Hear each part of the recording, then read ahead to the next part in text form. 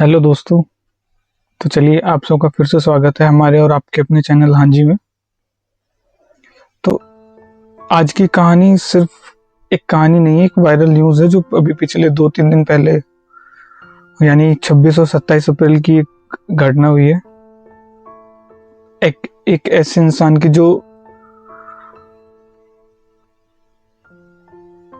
जिसने सिस्टम के सामने हार नहीं मानी, लेकिन जीतने के लिए उसने जो किया वो इंसानियत को एक शर्मसार करने वाली चीज़ थी, जो सिस्टम ने उसको करने पे मजबूर कर दिया।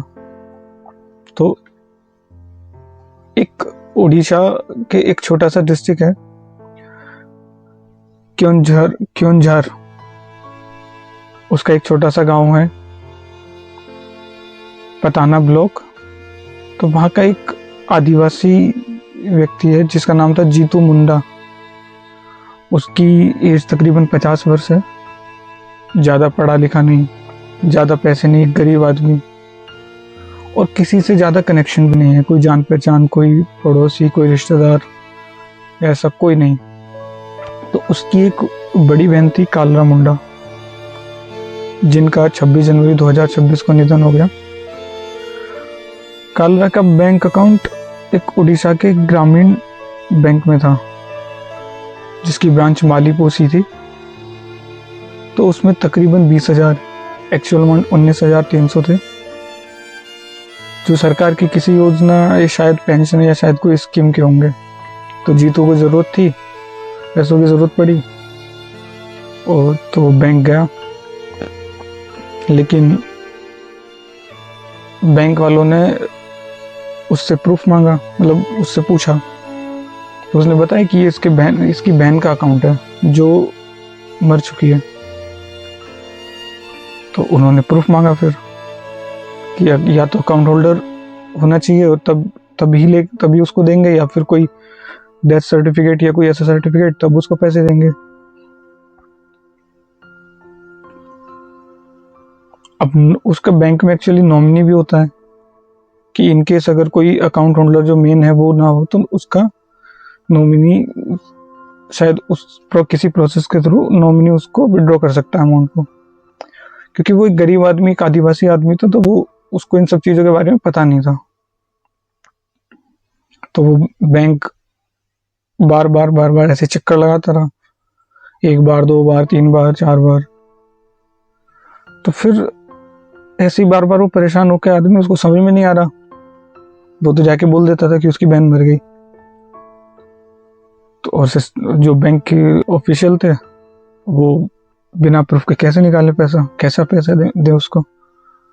तो उसने एक दिन अभी 25 से 26 अप्रैल के आसपास उसने क्या काम किया, जो उनके रीति रिवाज में होता है कि दफना देते हैं बॉडी को।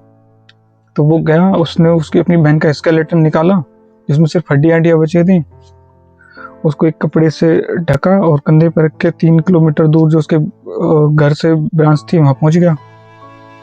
अब बैंक कर्मचारियों ने जैसे ही देखा एक डेड बॉडी कंधे पर रखी हुई, सब अफरा तफरी पूरे बैंक में मच गई, सब इधर उधर भाग गए। पुलिस आई तो पुलिस ने उसको अरेस्ट नहीं किया, क्योंकि पुलिस जानती थी कि वो एक आदिवासी है और उसको पता नहीं है कि डेथ सर्टिफिकेट कैसे बनता है या लीगल प्रोसेस क्या होती है, क्योंकि ये कम्युनिकेशन फेलियर था। तो जो पुलिस स्टेशन की आईआईसी थी किरण प्रसाद, उन्होंने समझाया उस आदमी को और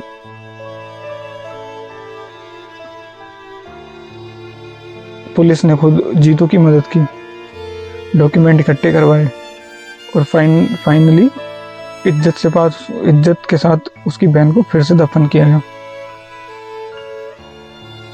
तो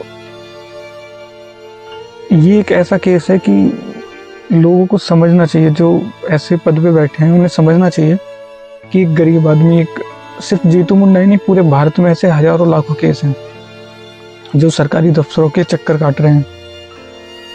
हर रोज वो चक्कर काट रहे हैं, परेशान हो रहे हैं डॉक्यूमेंट्स को लेके, उसके प्रोसेस को लेके, क्या प्रोसेस है। तो ये उन्हें समझाना चाहिए, हमारे सिस्टम को समझना चाहिए कि कैसे इस प्रॉब्लम को सॉल्व करें, कैसे उनको समझाएं और कैसे उनकी समस्या को दूर करें।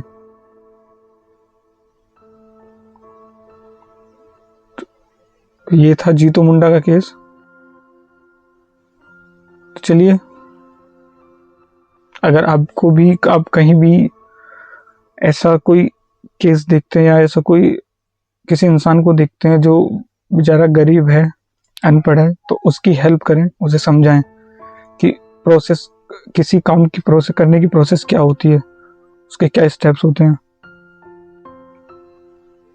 थोड़ी इंसानियत दिखाएं, थोड़ा समझदार बने। तो चलिए, मिलते हैं आपको अगली वीडियो में।